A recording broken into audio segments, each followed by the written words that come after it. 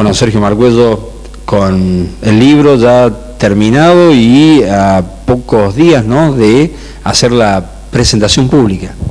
Sí, llegamos casi al final de todo el recorrido, ¿no?, de tanto tiempo y prácticamente casi 4 años de trabajo entre haber empezado con la idea, haber finalizado no solamente la parte escrita, sino toda la edición y la recopilación de fotos. Bueno, después un camino también bastante largo de 6 o 7 meses para ver si esto se podía imprimir, porque la cuestión de a veces de editar un libro es realmente difícil para quien lo hace de manera independiente. Y bueno, después de haber dado muchas vueltas y que los números no se cerraban, apareció una posibilidad concreta de hacerlo, y hoy, bueno, con el libro, digamos, ya hecho realidad, con ya varios ejemplares en la calle, con mucha gente que con una confianza extraordinaria a uno se lo pagó por adelantado para que tener el dinero de hacer la entrega en la editorial. Y bueno, ya también planificando la presentación, que posiblemente va a ser la primera o la segunda semana de mayo. Ya lo vamos a comunicar de manera concreta para la gente, para que la gente lo sepa, y todos aquellos que quieran concurrir. No va a ser una simple presentación, digamos, de estar con el libro ahí, sino que estamos preparando también un video para pantalla gigante, donde se van a proyectar las fotos más importantes que tiene el libro, las historias más importantes también. Y bueno, va a ser un video de 15 o 20 minutos donde a grandes rasgos, digamos, se va a explicar de manera visual también lo que es la historia de Newell's Old Boys, parte de la historia de Laguna Larga y todas aquellas cuestiones que son realmente interesantes, ¿no?, para la gente. ¿Cómo surge la idea? Digo, ¿te levantaste en la mañana y dijiste voy a escribir el libro, o era una idea que ya venías trayendo desde hacía mucho tiempo y se pudo concretar hace 4 años atrás?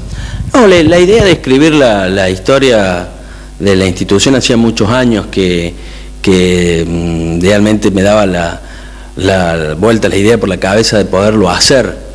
Después, bueno, por diferentes circunstancias de la vida, y uno, bueno, digamos, una actividad periodística que a lo mejor la ejerció a lo largo casi de 10 años, como te decía, por alguna que otra circunstancia tuvo que emprender algún nuevo rumbo, y es como que uno descubre, ¿cierto?, que hay una capacidad a lo mejor ociosa en uno. Entonces, como por ahí se suele decir vulgarmente, para despuntar el vicio, dije, bueno, me voy a poner con esta actividad. El trabajo que en ese momento tenía un poco me lo permitía, digamos. Estaba en contacto todo el día con las computadoras y todo ese tipo de cosas, entonces tenía la posibilidad de ir escribiendo, y bueno, y ahí empecé a descubrir todo lo que hacía realmente falta para poder plasmar una historia con amplitud, una historia de todos, como dice la contratapa del libro, ¿no? Generalmente las historias, viste, muchas veces se impone lo que es el seleccionador de lo sustancial. Siempre se dice lo más importante, y hacer una historia de todo con amplitud te lleva muchísimo tiempo de investigación. Llegué a la deducción que tenía que ponerme en contacto con documentos oficiales del club para saber fechas, para saber hasta el día y la hora de la inauguración de algo, de cuánto se gastó, cómo surgió la idea de una determinada obra, de una determinada actividad. Y gracias a Dios, Newell's Old Boys tiene los libros desde 1950 a la fecha, y eso me permitió, digamos, tener la certeza de poder contar paralelamente a las historias que son anécdotas y a las cosas que uno ha vivido, y la subjetividad de uno de haber visto algunas cosas, le vas incorporando la historia oficial, que en definitiva es la historia de las actas, la que cada secretario de acta escribió, porque bueno, en esas funciones de los secretarios de actas escriben realmente lo que sucedió y no lo que al secretario le parece que pudo haber sucedido, ¿no?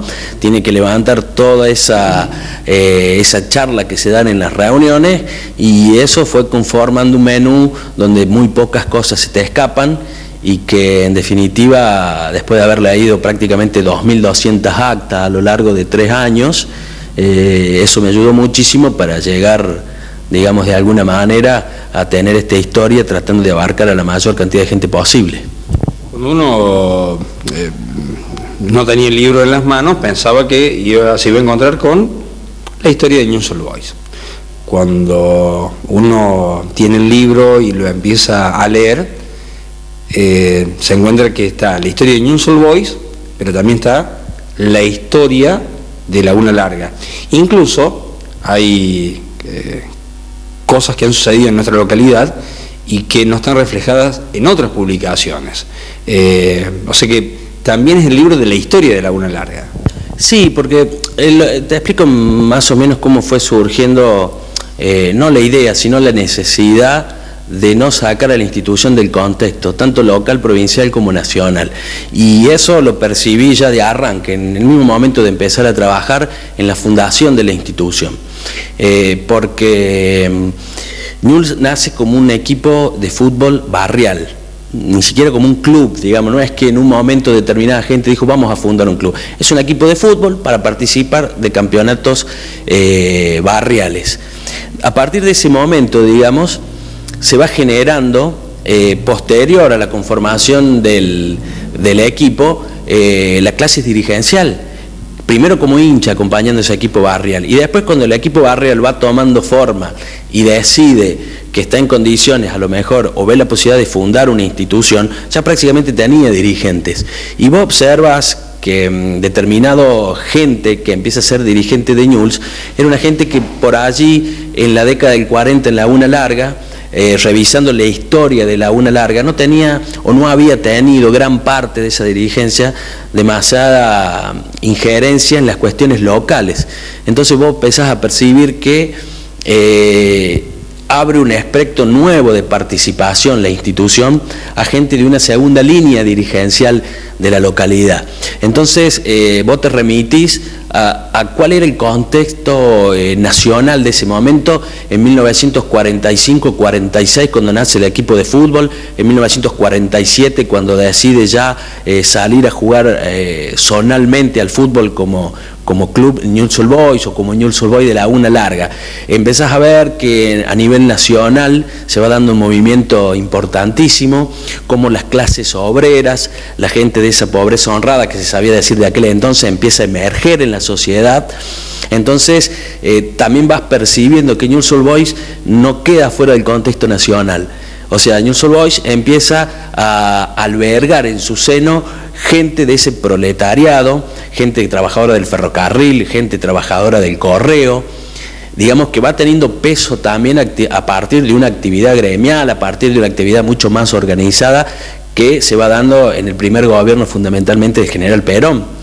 Entonces, después encontrás algunas cuestiones institucionales cuando ya están las actas, que hay cierta discusión acerca de cómo conseguir la personería jurídica, ciertas trabas que se van dando. Entonces vos empezás a hacer suposiciones, empezás a imaginarte algunas cuestiones por lo que leíste, por lo que investigaste de los gobiernos peronistas de aquel momento, y después cuando vas a ver los pocos intérpretes que han quedado, los sobrevivientes de aquella fundación, te lo ratifican plenamente.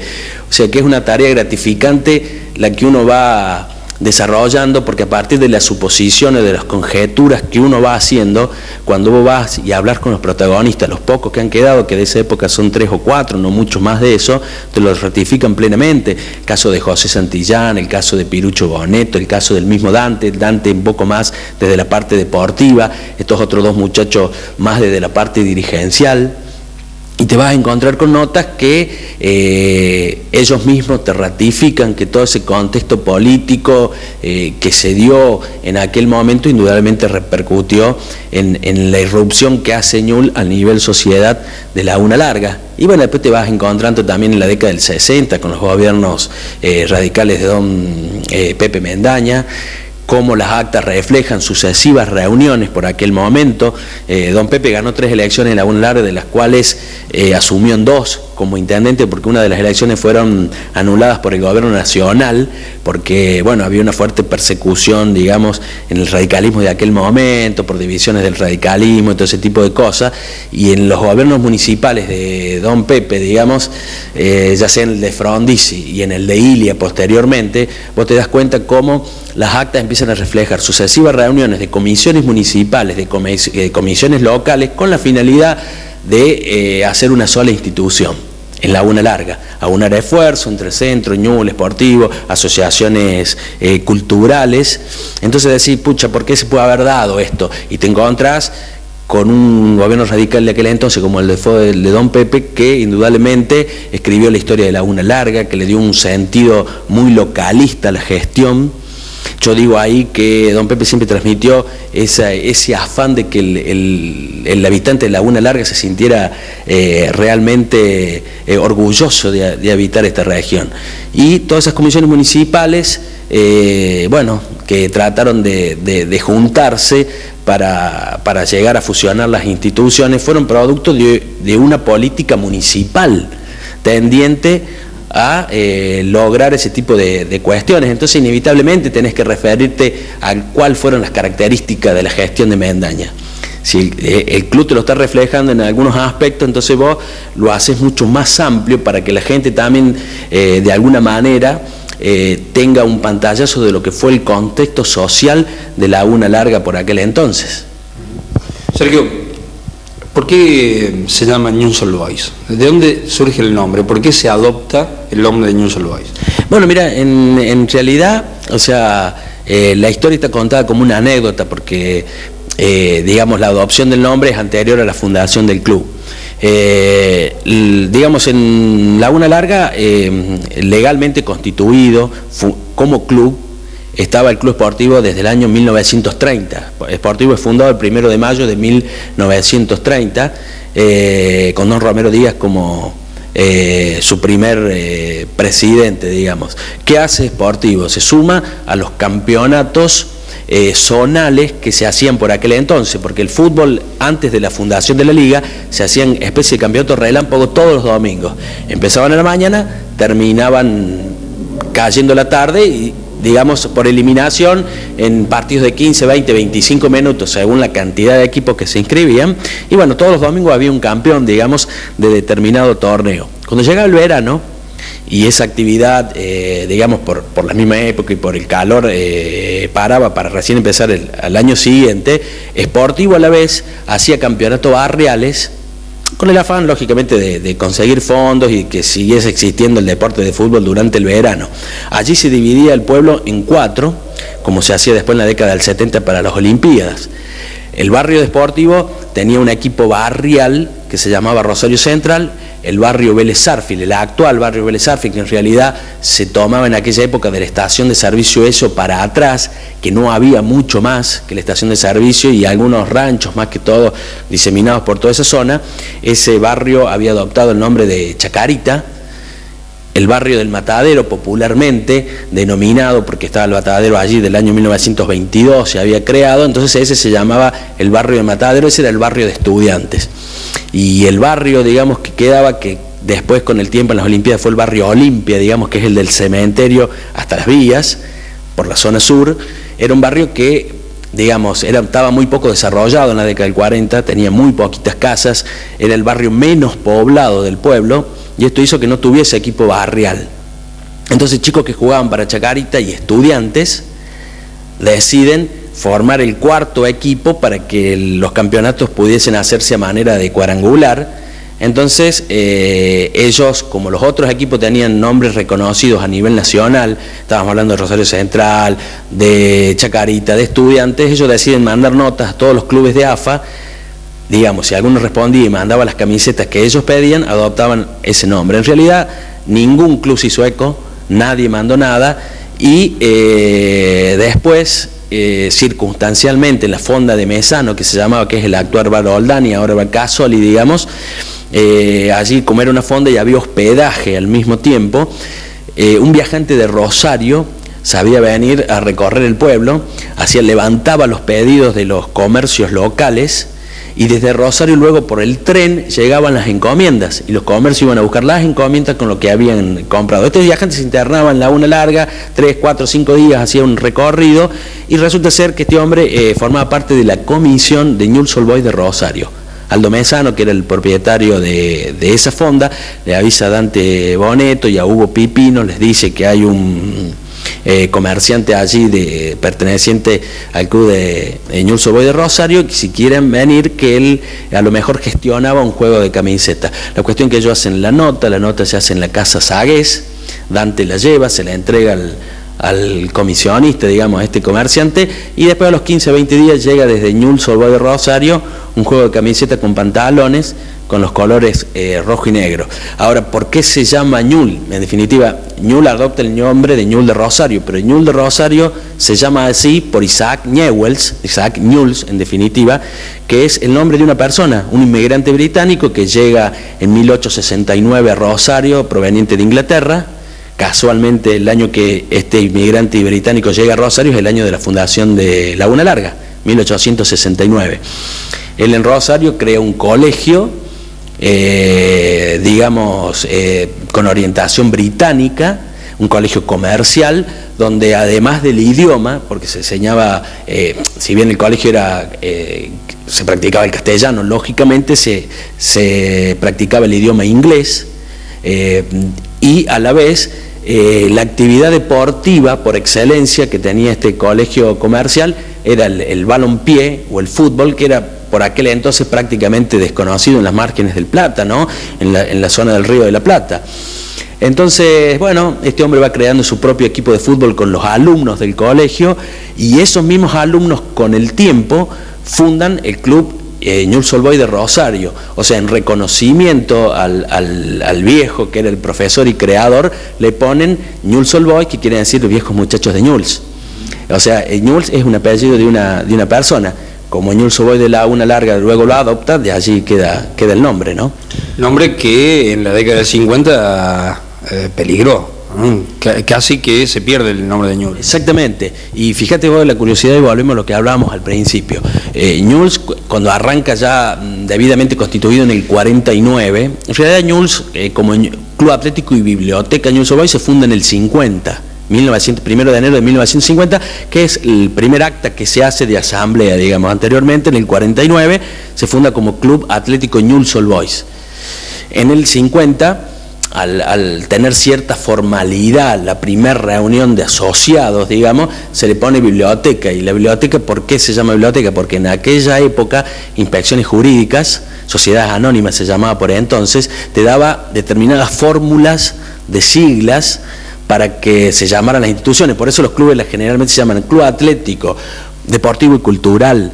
En este caso, la gente de Newell's adopta el Club Atlético y Biblioteca. Entonces el nombre de biblioteca iba a representar las actividades culturales que iba a tener la futura institución. De allí nace el famoso nombre de biblioteca, aunque el libro dice que jamás no hubo ni siquiera un libro 2 cuadras a la redonda, ¿no? Pero bueno, de allí viene el nombre de biblioteca. Y bueno, después, digamos, en 1950 se pide la personería jurídica no sale, el gobierno provincial exige, a la vez, por mandato del gobierno nacional, a través de inspecciones jurídicas, que las instituciones de aquel entonces debían cumplir ciertas formalidades, más que todo políticas, ¿no? Porque, bueno, había ciertas presiones políticas del momento, y bueno, en definitiva, la gente del ferrocarril y la gente del correo de Laguna Larga es la que toma la rienda de la institución en sus puestos principales por exigencia del gobierno nacional, por exigencia de jurídica. En definitiva, había que estar afiliado al Partido Peronista para poder sacar la personería jurídica. Entonces, esa personería jurídica que en el 50 no salió, en el 52 tampoco, en el 53 recién sale, cuando se da ese movimiento, que es una de las crisis institucionales más grandes que tiene Newell's y que estuvo a punto de desaparecer. Más que todo por este problema, porque no se le daba la personería jurídica, aparte de la pobreza extrema que arrastraba mucho de Newell's por aquel entonces, ¿cierto? Se conjugaban un poco la falta jurídica con la falta de fondos, ¿cierto? Siempre conspiraron en esos años para que el club pudiera haber desaparecido. Incluso se piensa la absorción del Centro Artístico Musical para Newell's en un momento, y esto no se da porque el centro artístico, digamos, por estatutos no podía practicar fútbol. Entonces siempre los muchachos lo tuvieron que seguir remando, y en el 53, cuando se logra la personería jurídica, sale prácticamente en una semana, porque, te repito, o sea, la gente del ferrocarril y la gente de correos toma las riendas principales, los puestos principales de la conducción, inmediatamente el gobierno provincial le da la personería jurídica. A eso hacíamos referencia a veces los contextos nacionales y provinciales, ¿no? Cómo van influyendo a veces en la vida de la institución y que nunca hay que perderlos de vista a la hora, ¿cierto?, de sacar conclusiones. Bueno, por esa época... Vos me decías que estuvo a punto de no llamarse más. Entre las exigencias, digamos que en ese momento le ponen a la gente de la comisión de que Newell's Old Boys era un nombre de origen extranjero, un nombre británico. Y hay que recordar que en ese momento el gobierno peronista tenía una férrea disputa con las potencias extranjeras de Inglaterra y los Estados Unidos. Perón se había enfrentado abiertamente más con Inglaterra que con Estados Unidos, para ser sincero, ¿cierto? Entonces, personería jurídica, cuando ve el nombre de Newell's Old Boys, que venía del inmigrante británico Isaac Newells, el nombre, cuestiona esto y le dice que hay que cambiar el nombre para dar la personería jurídica, y eso se analiza en un momento de la institución, y don Rivarola, que era jefe del correo y presidente de Newell's en ese momento, propone el nombre de General San Martín, en honor al padre de la patria. Y esto es un poco una deducción que yo hago en el libro. Si seguimos digamos un poco la corriente justicialista, donde digamos se enmarcan las figuras de Rosas, San Martín y Perón como una línea política e histórica, posiblemente de allí haya surgido la posibilidad de ponerle Club Atlético y Biblioteca General San Martín, que en definitiva la Asamblea del año 54 ya no lo aprueba, pero hay que tener en cuenta que en el 54 también se dan muchísimos ya problemas a nivel nacional, donde el gobierno peronista empieza a tener muchos reveses, digamos, en la sociedad, una sociedad mucho más enfrentada. Hasta incluso hay una suposición que yo hago, que en el libro no la cuento, porque no la pude ratificar de todo como para contarla, pero en un momento dado el gobierno provincial, estando en la presidencia don Pedro Príncipe, en el 54, le ofrece al gobernador Lucini, le dice que va a dar un subsidio a Newell's Old Boys, pero que Newell's Old Boys a la vez absorba el centro artístico. Y esto don Pedro también me lo ratificó, pero por su delicado estado de salud no me lo pudo esclarecer del todo. Y yo encuentro después que en el año 54 hay una fuerte disputa entre Perón y la Iglesia, y Perón le quita la personería jurídica a todas las asociaciones católicas y dependientes y colegios, dependientes de alguna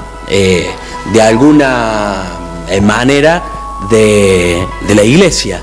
Y si tenemos en cuenta que el Centro Artístico Musical fue fundado en el 35 por don Manuel Tejerina, que era un cura y siempre tuvo alguna inclinación o una fuerte incidencia católica, es una deducción que yo hice, que en definitiva, por no haberla podido ratificar del todo por don Pedro Príncipe, no la puse, pero indudablemente que algo pudo haber tenido que ver también esta cuestión, ¿no? Este Pedro Príncipe, que lo contás en el libro, que era radical y se tuvo que hacer peronista en un momento. Claro, bueno, eso por ejemplo estuvo plenamente ratificado por él. Yo en el mes de noviembre, si mal no recuerdo, del 2006, tuve la posibilidad de poder hablar algo con él, porque el delicado estado de salud que tenía no lo permitía, pero algo pudimos hablar casi en 1 hora y media, y él me lo ratificó plenamente. Él era radical, y él me decía que en aquel momento, digamos, el radicalismo de Laguna Larga tenía algunos problemitas, digamos, porque estaba en pleno gobierno peronista. Entonces, por la exigencia que el gobierno nacional ponía en las instituciones, no solamente en Laguna Larga, en el resto del país, y que muchas veces los dirigentes que iban a la cabeza de alguna manera tenían que ser consecuentes con el gobierno de turno, es que Pedro Príncipe en cierta forma pierde la presidencia del club. Ahí entra don Juan Rivarola como jefe del correo a ser presidente, ahí sale la personería jurídica, pero indudablemente Príncipe había tenido un accionar en su primera gestión muy bueno, y muchos socios le pedían su regreso, y esto de alguna forma, luego de perder una asamblea, a la del año siguiente Pedro Príncipe regresa, digamos, con todos los honores, para decirlo de alguna forma, y consigue el aval del gobernador Lucini, manifestando él ante el gobernador que si, bueno, tenía que hacerse peronista para ser presidente de Newell's, bienvenido sea. O sea, digo, fueron presiones de una época, hoy sería impensado quizás. Hoy, qué sé yo, la gente por ahí cambia de idea sin necesidad de ir a un gobernador. O sea, hoy es mucho más frecuente. En aquel momento, digo, o sea, quizás las pasiones y los colores eran mucho más arraigados que hoy, ¿no? Había también mucho menos posibilidades de elección, ¿no? Estás sembrado de anécdotas. ¿Cuál es la que más te sorprendió, la que más te gustó de todas las anécdotas que has plasmado allí en el libro? Mira, hay muchas. Hoy, qué sé, se me ocurre una como... Hay una muy simpática, por ejemplo, de que lo involucra a Juan Verdicchio, que cómo se hace socio vitalicio. Hay otra que involucra a tu papá. Digo, hay muchas, pero la de tu papá también ha sido muy linda, muy fresca, muy agradable. Digo, pero a ver, algunas de las que más te sorprendieron. Sí, generalmente las anécdotas terminan de alguna manera, creo que digamos, refrendando la personalidad de la gente, ¿no? ¿Cómo era? Qué sé yo cuento como una anécdota, y esta está extraída, ni siquiera nadie me la contó, yo la extraigo de los libros de actas. Cuando don Juan Verdicchio, creo que en el año 58, toma, no sé si fue en el 58 o en el 62, en este momento ya no me acuerdo, él retoma la presidencia del club y marca determinadas cuestiones indispensables, ¿no? Como era ver la posibilidad de empezar a contar con un salón de fiestas, porque Ñul permanentemente alquilaba, hasta incluso hay algunas cuestiones contadas que alquilaba el centro, después llegó a hacer bailes en los galpones de Andreoli, en los galpones de Galbaño, en el mismo local comercial de Andreoli, ¿no? Porque no tenía salón. Entonces Juan marca ciertos lineamientos de mejoramiento en el estadio de fútbol, de alambrado, de empezar a proyectar el futuro salón. Y con semejantes obras, digamos, para aquel momento de Newell's Old Boys, termina la reunión diciendo que iba a comprar 3 o 4 ovejas para ponerlas en el campo de deporte para que cortaran los yuyos, porque ya iba a empezar la época de la Liga Independiente, ¿cierto? El campeonato de la Liga. O sea, digo, imagínate lo que era la tecnología en aquel momento, poner dentro del campo de deporte 4 ovejas para que comieran el césped y que tuvieran condiciones la cancha. Eso me pareció, digamos, no me lo contó nadie, la veo en las actas. Y bueno, también la de Santiago Sopranzi, cuando lo van a buscar a uno de los batallones acá en Córdoba, para que Santiago, digamos, cuando era muy joven y titular indiscutido en Newell's Old Boys, una gran figura, jugaba de 5, realmente un jugador yo alcancé a verlo ya de grande jugar, pero de grande era muy buen jugador, imagínate cuando tenía 19 años. Entonces Newell's, cuando le toca el servicio a Santiago Sopranzi, es como que pierde una de las grandes figuras locales, ¿no? Que no abundaban demasiado por esa época en Newell's Old Boys. Y el doctor Almaraz casualmente conoce a uno de los jefes del regimiento donde él estaba haciendo el servicio militar. Entonces dice el doctor Amara, bueno, mira, está esta posibilidad, vamos al regimiento, yo hablo con este coronel y en definitiva él me va a hacer seguro una gauchada para que Santiago todos los domingos pueda salir, porque en aquella época el servicio, lo que no han hecho, saben que por ahí estaba un mes una persona sin venir, para que pueda salir todos los domingos para venir a jugar a Newell's. Entonces cuando él se presenta, va con Luis Sopranzi, con el hermano de Santiago, se presenta en el regimiento y le dice al jefe militar de ese momento, le dice, miren, venimos por este tema, el señor Santiago Sopranzi, que me dice, listo, mira, no te hagas problema, vamos a individualizarlo, dice, y bueno, nos ponemos de acuerdo con él para que, dice, no te hagas problema Almaraz, y él sale todos los domingos para jugar. En el momento que están cruzando la Plaza de Armas y se dirigen a la compañía donde Sopranzi estaba, digamos, haciendo el servicio, había 2 o 3 soldados que lo estaban bailando, como normalmente se dice en la jerga, ¿cierto?, militar. Generalmente cuando alguien está bailando a los soldados es por mal comportamiento o por una cuestión así, y el doctor Almara percibe que uno de los 3 que estaban en la Plaza de Armas bailando era Santiago Sopranzi. Entonces, imagínate vos, le había dicho al militar de todas las bondades y lo buena persona que era Santiago Sopranzi, lo buen jugador, un ejemplo en el club, para que lo dejara salir, y de pronto se encuentra que entre los que estaban bailando por mal comportamiento estaba Santiago Sopranzi. Digo, hay muchas cuestiones, y bueno, esa la anécdota de mi viejo un poco también la saqué porque, bueno, en definitiva es la realidad, ¿no? Como a veces para conseguir algo tenés que tener gente conocida, amiga, aunque sea de rebote, en algún estamento de gobierno, ¿no? Porque a veces vos podés hacer mucho las cosas muy bien, podés mandar 50 notas, pero si no tenés por allí la cuña o el peso suficiente, bueno, no llegas a veces a conseguir alguna donación o algún subsidio, ¿no? Esto es una realidad que, bueno, fue en la década de los 80, en la del 90, ahora y por año va a ser así, ¿no? Sergio, por último, para ir cerrando, ¿qué falló? ¿Qué fracasó para que no se pudiera hacer la alianza, la unión, la fusión entre el club y el centro artístico, cosa que se trabajó durante mucho tiempo y durante muchas comisiones? Mira, o sea, cuando yo te decía lo de Don Pepe y todas las, digamos, todas las posibilidades de fusión que hubo en general de todas las instituciones de Laguna Larga a partir de gestiones municipales, Newell's siempre las votó en contra, por ejemplo. Las actas en cierta forma reflejan como que, digamos, el miedo a perder la identidad de determinado grupo de gente que había conseguido a partir de la fundación de Newell's Old Boys tener al menos un margen de decisiones comunales, ¿cierto? No nos olvidemos que la gente que de la banda sur, el pueblo estuvo siempre de alguna manera dividido en banda norte y banda sur, esto nos guste o no nos guste, resulte simpático, no simpático de decirlo, es la realidad. Si vos te pones a ver, la iglesia está en la banda norte, la policía está en la banda norte, la municipalidad está en la banda norte, en fin, digamos, todas las instituciones están radicadas de aquel lado y cierta forma, siempre estuvo históricamente mucho más desarrollada, tanto urbanísticamente como comercialmente, la banda norte. En la banda sur es como que a partir de la fines de los 60, la década del 70, empieza a reflotar mucho más. Entonces, esa gente que consigue a partir de la fundación de Newell's Old Boys un espacio de participación en la banda sur, nunca fue del todo muy proclive a las funciones desmesuradas, ¿cierto? O a perder esa identidad. Después, con el tiempo, uno de los primeros en proponer la fusión con Centro Artístico Musical es Juan Verdicchio. Pero ¿qué pasa? Cuando Juan Verdicchio propone la fusión con el centro, era como que el centro era demasiado grande y Newell's demasiado chico. Pudo haberse interpretado en aquel momento como un aprovechamiento de circunstancias en la cual Newell's, sin tener demasiado más que una cancha de fútbol, porque Newell's en definitiva era una cancha de fútbol durante muchos años, podía aprovecharse del salón del centro, de esa fusión para crecer de manera desmedida y rápida. Pero después, en la década de los 80, yo creo que el gran desvelo de Roberto Boldó y su gente fue lograr la fusión, digamos ya, pero con otros parámetros, ¿no?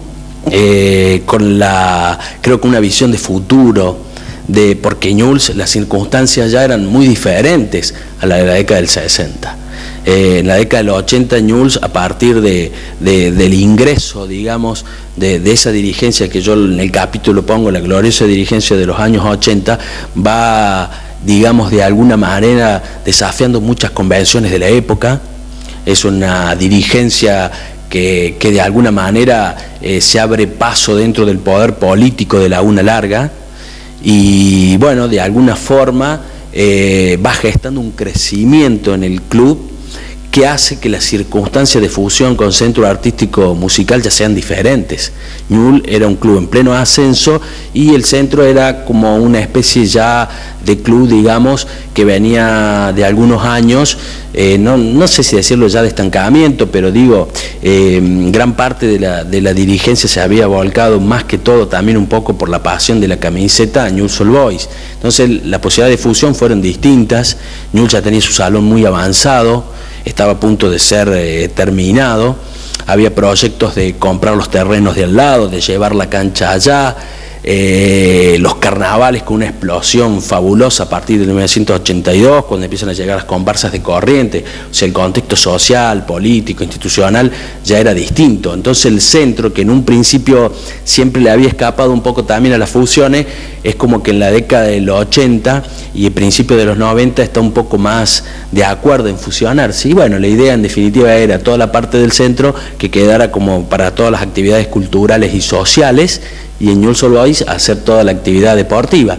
Yo creo que hubo 3 intentos de fusión, hasta incluso en uno participó el Club Casi Pesca también, que estuvo muy cerquita de fusionarse. Yo cuento, hay una anécdota que me dice Hugo Falcinelli después de una reunión, donde queda prácticamente todo acordado para llegar a tener una sola institución, y que Roberto Boldú van al bar de Barbarella que existía en aquel momento, que es donde hoy está Remo de María, toda esa parte, y Roberto Boldú propone un brindis por una gran y futura institución, y a la semana todo se cae. Y bueno, yo participé ya trabajando periodísticamente en uno de los últimos intentos de fusiones, donde el centro vota el no a la reforma de estatuto, porque en definitiva nunca se votó el no a la unión entre Ñul y el centro. Siempre hubo necesidad de reformar los estatutos para que los estatutos permitieran fusionarse, no con un determinado club, sino con cualquier institución. Ñul siempre, por una cuestión, yo lo remarco en el libro, de una capacidad dirigencial de Boldú y Falcinelli, porque en Lugo hay que sumarlo a esto, ¿no? Una capacidad dirigencial para convertir puertas adentro, a pesar de todas las cuestiones que llevan inmersa una fusión, ¿no? Porque hay la pérdida de colores, la pérdida del nombre, la pérdida de la camiseta, la pérdida de determinada historia de determinada gente, cómo ellos supieron manejar puertas adentro y arrastraron la institución a reformar los estatutos para fusionarse, y eso es lo que falló en el centro, ¿no? Y en la asamblea del centro del año 92, si mal no recuerdo, 91-92, pierde el no a la reforma de estatuto por tan solo un voto. O sea que por un voto estuvieron a punto de fusionarse Ñul y el centro, ¿no? Pero en definitiva la planificación de la institución fue esa, ¿no? Toda la parte deportiva de Ñul, toda la parte... Y digo, Ñul, que había sido, digamos, poco proclive a las fusiones desmesuradas en algún momento, fue proclive a esta fusión. ¿Por qué? Porque vamos a ver en el libro que históricamente Ñul y el centro tuvieron una afinidad absoluta, tanto de dirigentes como de socios. En los libros de acta de Ñul se reflejan a veces que se levanta la reunión de comisión para tener que ir a participar en la asamblea del centro, porque tenían dirigentes y socios en común. Es más, la familia fundadora, la familia Boneto, los padres de Dante eran dirigentes del centro artístico musical, y por eso en algún momento Ñul también pudo haber sido absorbido, y al no poder practicar fútbol no se fusionaron, digamos, ¿cierto? Esa afinidad creo que había sido una fusión que siempre fue aprobada, porque en definitiva incluso el nombre está dado en el libro, con los colores, el negro, el blanco, el verde y el rojo, digamos, como la futura institución. En fin, cosas que fueron dejando la historia, y que hoy mucha gente joven quizás que por allí se anime a leer el libro o tenga ganas de leerlo, va a descubrir cosas impensadas, ¿no? Que a lo mejor pasaron en algún momento. Newell's Old Boys, el club de la simpatía popular, como quedó desde hace un montón de años. Sergio, el libro, dijimos, no es el libro de Newell's Old Boys, está Newell's Old Boys, también es el libro de la historia de Laguna Larga. ¿Por qué la gente lo tiene que comprar? ¿No? Porque, digamos, ¿cuál es, qué crees vos, que por qué la gente tiene que comprar el libro y lo tiene que leer y lo tiene que tener en su casa?